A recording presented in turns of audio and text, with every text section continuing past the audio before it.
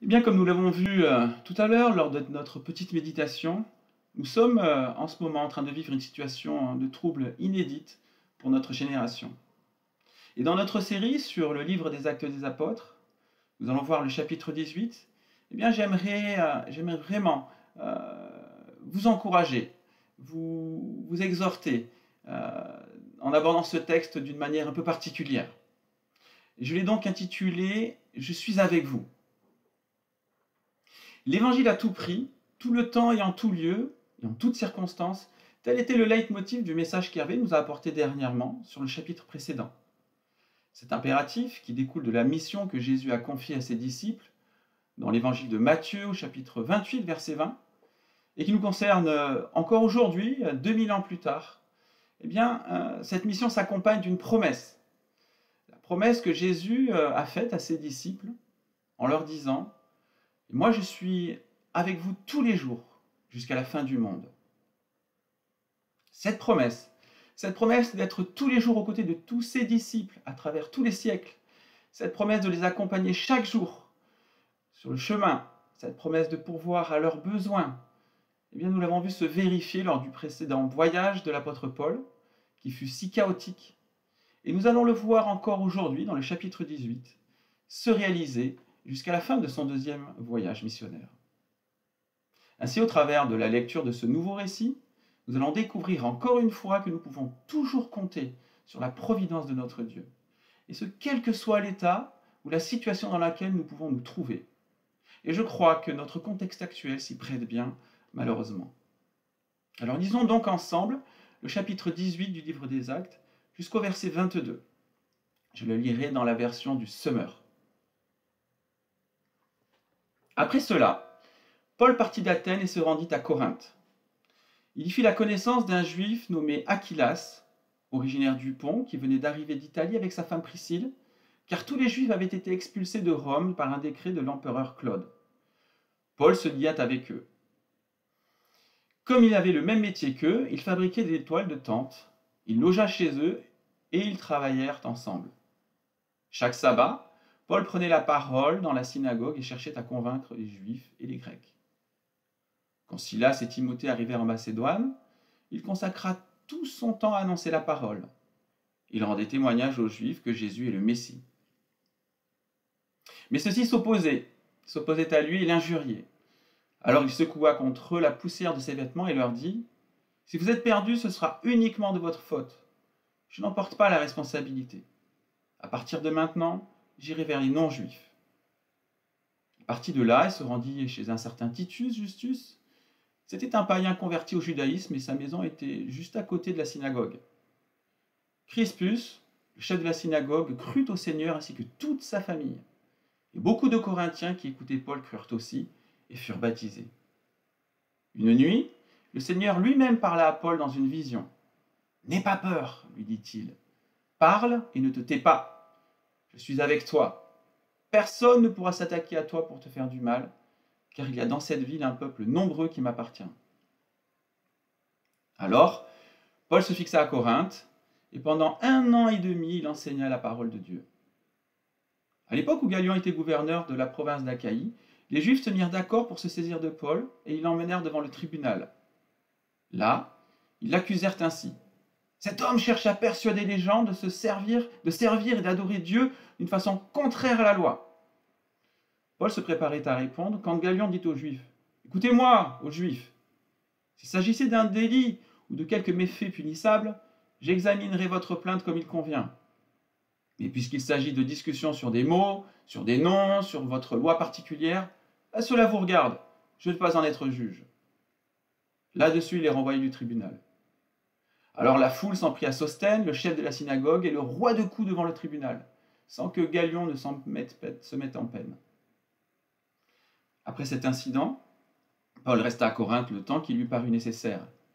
Puis il prit congé des frères et s'embarqua pour la Syrie, emmenant avec lui Priscille et Aquilas. Avant de quitter le port de Sancrée, Paul se fit raser la tête car il avait fait un vœu. Ils arrivèrent à Éphèse, où Paul laissa ses compagnons. Quant à lui, il se rendit à la synagogue pour y discuter avec les Juifs.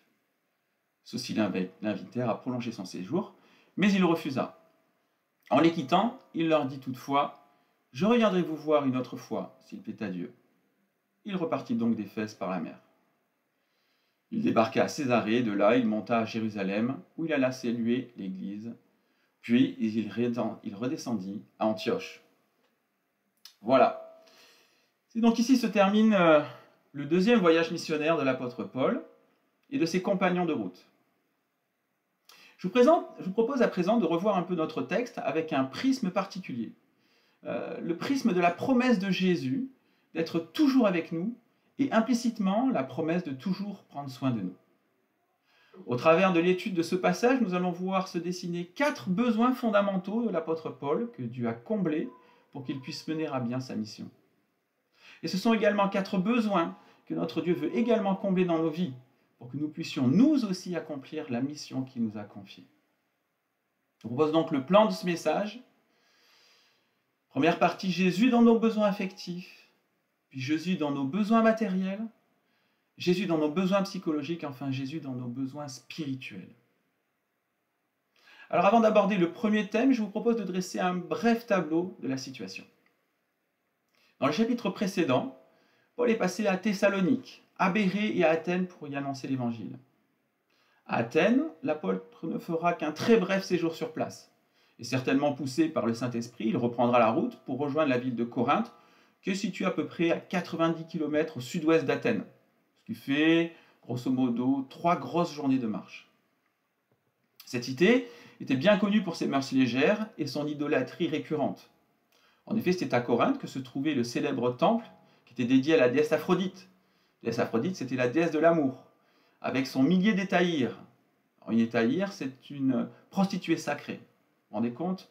Plus de 1000 prostituées sacrées dans ce temple. Et bien ce temple, qui dans son histoire fut détruit, en même temps que la ville, a été reconstruit par la suite. Alors lorsque Paul arrive à Corinthe, il a déjà parcouru plus de 1500 km jusqu'à Troas, 340 km en bateau jusqu'à Néapolis, et 700 km jusqu'à Corinthe, soit plus de 2500 km au total. Il fera encore par la suite 460 km en bateau jusqu'à Éphèse, puis 1700 km toujours en bateau jusqu'à Césarée pour marcher encore plus de 800 km jusqu'à Antioche. Soit au total une durée de 2 ans, plus de 3000 km à pied, ce qui nous donne 3 mois et demi de marche en sandales sur des routes et des chemins parfois pierreux et impraticables. Ça fait 3 mois et demi à dormir, sous tente, couché pratiquement à même le sol, et dans la crainte d'être attaqué soit par des brigands, soit par des bêtes féroces. 3 mois et demi pendant lesquels Paul et ses amis ont souffert de la chaleur, du froid, de la faim et de la soif. Il leur a fallu aussi naviguer plusieurs semaines en mer pour parcourir près de 2500 km. Et là aussi, les conditions de vie n'étaient pas idylliques. Sans oublier bien sûr toutes les fois où ces derniers ont subi des attaques verbales, physiques, de la part de ceux pour qui ils sacrifiaient leur confort. Alors à présent que nous avons une idée un petit peu plus précise des conditions de voyage de Paul et de ses compagnons, je pense que nous pouvons plus facilement imaginer l'impact que toutes ces difficultés accumulées les unes aux autres pouvaient avoir sur le moral. Eh bien, nous allons voir dans ce chapitre de quelle manière Jésus manifeste sa présence et sa providence, et ce même dans les moindres détails, des détails qui peuvent nous paraître insignifiants, mais qui ne le sont pas. Jésus est là dans nos besoins affectifs. Après cela, Paul partit d'Athènes et se rendit à Corinthe, nous dit le texte. Il y fit la connaissance d'un juif nommé Aquilas, originaire du Pont, qui venait d'arriver d'Italie avec sa femme Priscille, car tous les juifs avaient été expulsés de Rome par un décret de l'empereur Claude. Paul se lia avec eux. Ces 2 versets en tout début de chapitre, que l'on peut lire sans sourciller, contiennent pourtant un détail qui a une importance non négligeable pour la suite du ministère de Paul à Corinthe. L'apôtre Paul vient de quitter Athènes avec probablement le goût amer de la déception liée au peu de fruits récoltés dans cette ville. Et lorsqu'il arrive à Corinthe, son moral n'est peut-être pas au beau fixe, en face de cette ville également idolâtre et la réputation sulfureuse de surcroît. En effet, je crois qu'il est légitime d'imaginer qu'il puisse craindre de voir se dérouler Encore une fois, le même scénario dans cette ville, apparemment si peu encline à rechercher la sainteté. Et vous le savez bien, c'est toujours quand quelque chose ne va pas bien dans nos vies, que l'on commence à se focaliser sur les détails, sur toutes les autres choses négatives qu'on peut vivre ou qu'on a pu vivre. Alors peut-être que Paul avait à ce moment-là besoin de réconfort. Peut-être que Paul avait besoin d'être encouragé. Peut-être qu'il avait besoin de se sentir aimé. Et c'est là que Jésus démontre à nouveau sa présence. C'est à ce moment-là qu'il accorde sa providence. Oui, dès son arrivée, l'apôtre Paul rencontre Aquilas et Priscille et le courant passe tout de suite. La connexion entre Paul et ce couple est telle qu'il est écrit que Paul se lia avec eux. Ce lien d'amitié se verra renforcé dans le fait en plus qu'ils ont le même métier et qu'ils vont l'exercer ensemble, passant ainsi de longues heures à discuter, à partager et donc forcément à bien se connaître. Cette belle amitié va durer jusqu'au bout, même après leur séparation. Nous retrouvons d'ailleurs à plusieurs reprises leur nom mentionné en salutation dans les lettres de Paul, que ce soit aux Romains, aux Corinthiens ou à Timothée. Oui, Dieu pourvoit à nos besoins. Il pourvoit à nos besoins au travers de l'amitié, de l'amour fraternel. Et ces choses sont précieuses. Elles sont précieuses pour nous aider à tenir bon.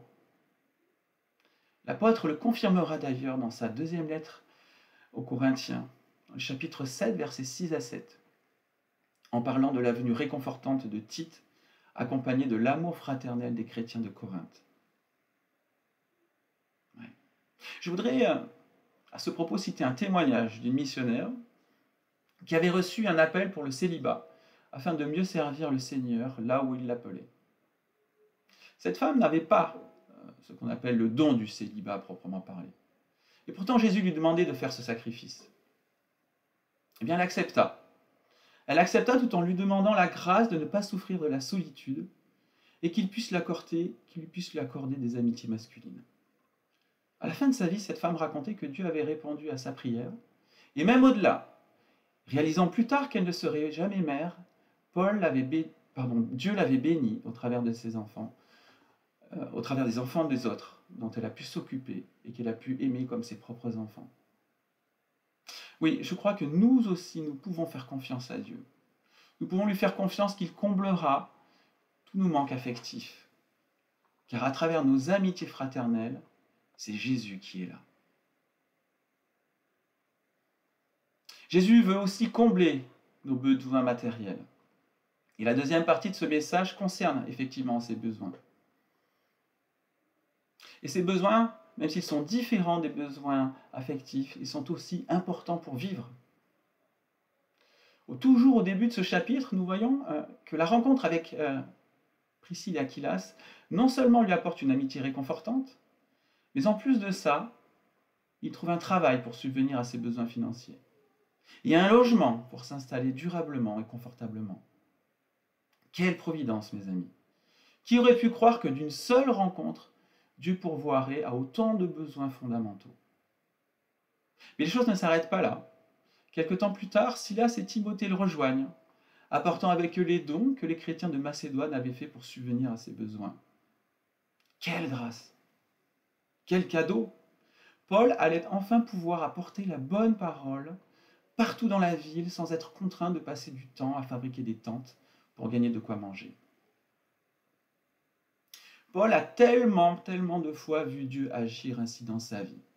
Tellement de fois qu'il écrira plus tard à l'église de Corinthe d'ailleurs pour les encourager à pourvoir aux besoins des chrétiens de Jérusalem.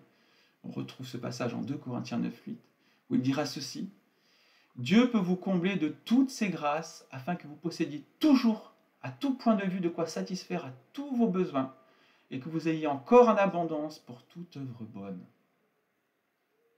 Oui, si Dieu le veut, il peut pourvoir à tous nos besoins matériels, quels qu'ils soient, des plus grands aux plus petits. Et je voudrais citer l'exemple d'un serviteur de Dieu que je connais bien, dont le ministère à plein temps est essentiellement d'implanter des églises, mais aussi d'être pasteur de ces églises. Il est soutenu financièrement par des amis chrétiens, des églises, et ça a duré toute sa vie. Pour vous dire, il a l'âge de mon père actuellement. C'est un homme de Dieu exemplaire, prêt à tout pour obéir à son Dieu. Pourtant, pendant une période de sa vie, une période qui a duré à peu près 1 an, les dons vinrent à manquer, au point même qu'il n'avait plus de quoi se nourrir, ni nourrir sa famille. Il n'avait non plus pas d'argent pour se payer l'essence de sa voiture, donc il roulait à vélo tous les jours, toute l'année, et même l'hiver, qu'il pleuve, qu'il neige. Et dans les Vosges, c'est là où il était à l'époque, les hivers sont très très rudes. Il ne comprenait pas pourquoi Dieu refermait la porte de son ministère. Il avait prié pourtant, mais Dieu ne lui répondait pas. Et pourtant, il a persévéré. Il a persévéré jusqu'au bout. Il avait la conviction devant les fruits qui étaient toujours devant lui, que Dieu l'appelait toujours à servir à plein temps. Alors à cette époque, il avait un voisin qui avait un champ laissé à l'abandon à côté de chez lui. Et un jour, il osa lui demander s'il pouvait l'utiliser pour y faire un potager. Son but, bien sûr, était de nourrir sa famille en plantant des légumes. Le voisin accepta, tout en lui disant que c'était certainement peine perdue parce que ça faisait lui déjà des années qu'il essayait de faire pousser quoi que ce soit et rien ne poussait. Eh bien, figurez-vous que non seulement notre ami a pu faire pousser ses légumes en abondance, mais en plus ils étaient magnifiques, les plus beaux légumes du coin. Quel témoignage ce fut non seulement pour lui et sa famille, mais en plus pour ce voisin, surpris de voir ce résultat. Mes amis, des exemples comme celui-là, il en existe tellement. Tellement où Dieu intervient aussi bien pour répondre à des besoins matériels majeurs, mais aussi secondaires. Dieu est bon et Jésus est toujours avec nous. Il est toujours avec nous, même dans nos besoins psychologiques. Dans l'époque à laquelle nous vivons, nous avons bien compris l'importance de prendre soin de notre santé psychique pour pouvoir accomplir toutes les tâches qui nous incombent. En effet, combien d'arrêts de travail sont demandés à notre époque pour des motifs de dépression? Et les grosses entreprises l'ont bien compris. Elles ont d'ailleurs mis en place des structures pour pallier ce risque, comme des salles de relaxation, de massage, salles de sport, des salles de repos, pour même faire une sieste. Oui, tout le monde aujourd'hui sait que notre équilibre vital passe par la prise en compte de notre santé psychique. D'ailleurs, dès qu'il se passe un événement particulier à grande échelle, tout de suite est mise en place une cellule psychologique, avec un suivi par la suite. Rappelez-vous, avec les attentats qui ont eu lieu, les catastrophes naturelles, et même dernièrement, cette fameuse quarantaine de 14 jours. C'est pour vous dire à quel point la chose est prise en importance par toutes les instances de notre gouvernement. Bref, nous savons que tout être humain, pour fonctionner correctement, doit prendre en compte l'aspect psychique et psychologique de sa vie. Eh bien, notre Dieu qui nous a créés ainsi le sait bien, et il veut pourvoir également à ce besoin dans nos vies. Nous avons vu tout à l'heure que l'apôtre Paul avait probablement été affecté par son dernier passage à Athènes, ayant d'abord suscité l'intérêt de son auditoire devant l'annonce de la résurrection future. La plupart avaient réagi avec dédain et avec indifférence. Et à Corinthe, encore une déception lui arrive devant la réaction de rejet de ceux de son peuple. Il en viendra même à secouer ses vêtements. Le fait de secouer ses vêtements exprime une façon imagée que Paul se dissociait d'eux, et en même temps qu'il se déchargeait de sa responsabilité envers eux. Mais la haine qui remplissait le cœur de ces derniers, les agressions verbales et certainement les menaces de mort ont fait leur chemin dans la tête de Paul.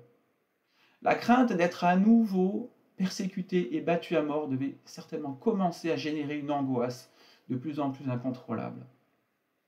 Et pour cause. Rappelez-vous lors de son premier voyage, combien de fois fut-il l'objet de violence de la part des Juifs?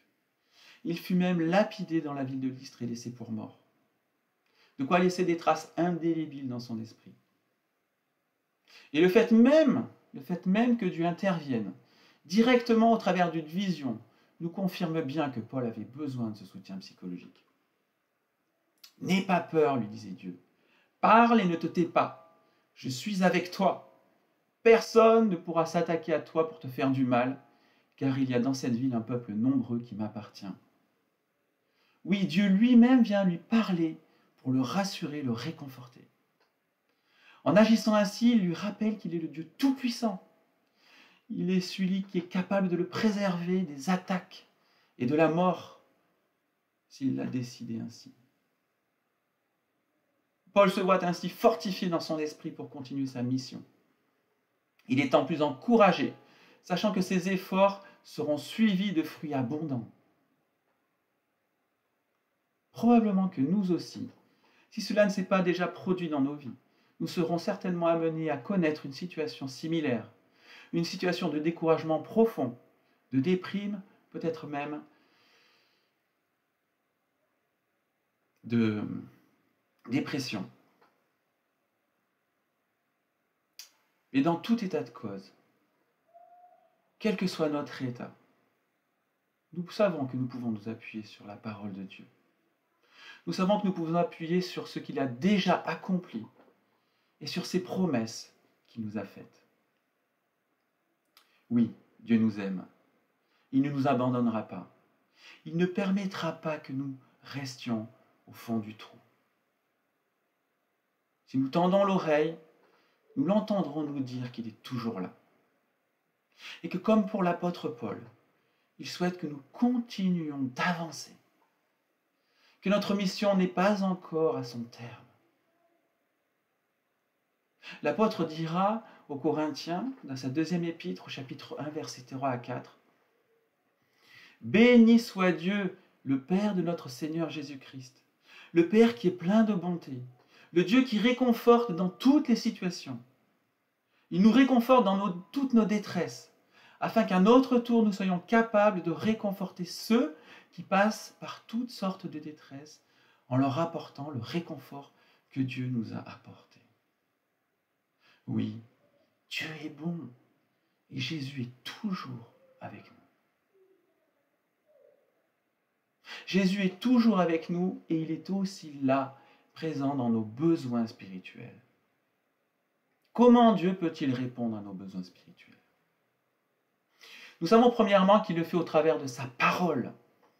Ainsi faut-il, mais encore faut-il qu'on la lise. Encore faut-il qu'on l'écoute.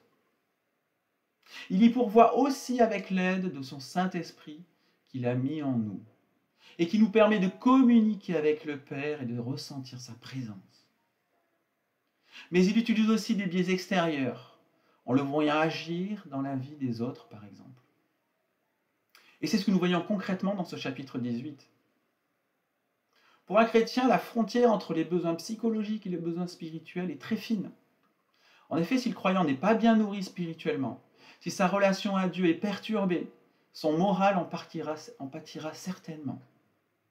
Et inversement, si son moral est en berne, il peut se prostrer sur lui-même et se couper de toute relation, y compris de sa relation avec Dieu. Bien sûr, cela dépend de beaucoup de choses, et notamment des caractères, mais l'ennemi de nos âmes fera tout pour nous faire abandonner notre course. Et s'il peut nous empêcher de boire à la source, eh bien il le fera. Et c'est là que nous voyons Dieu intervenir. Non seulement le Seigneur réconforte son serviteur d'une vision, mais en plus il lui accorde de vivre de belles conversions.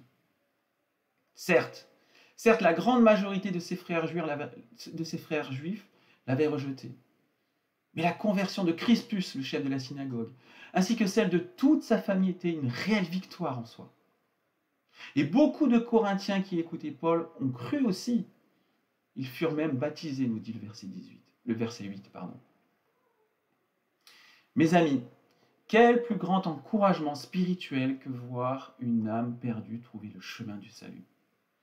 Quel plus grand fortifiant spirituel que d'entendre ensuite le témoignage de ces vies changées, de ces vies transformées par la bonne nouvelle de l'Évangile.